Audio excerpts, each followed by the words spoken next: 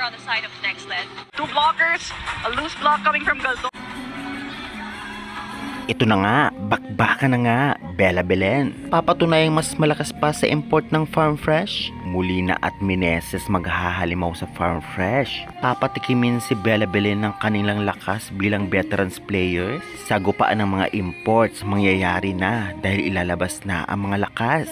At bibigyan natin ng preview ang game na ito. Kaya before that guys, please naman huwag niyo pong kalimutan mag-like, comment, subscribe, and pa-hit the notification bell para lagi po kayong updated dito sa bago kong channel sa Philippines Volleyball TV. Maraming salamat sa suporta nyo guys, pa-subscribe.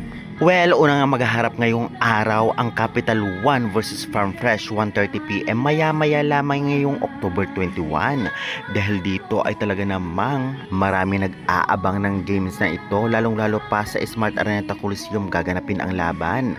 Makita nga natin na talaga namang malakas ang Farm Fresh ngayon dahil nga sa pagdagdag ng ilang mga veterans player kagaya na lamang ni Molina, Meneses, samahan pa ng kanilang import. Ngunit first time din makakaharap nitong si Bella Belen ang teams na ito.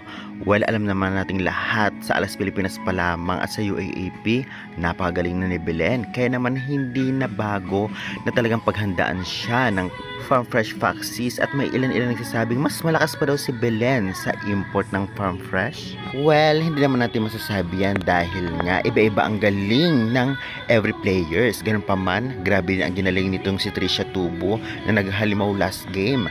Samahan pa ng napakagaling na setter nilang si Hardy na matangkad na, may opensa at magaling na setter. Samantalang magiging maganda ang labanan na ito dahil nga kitang-kita rin natin na super improved din ang Capital One.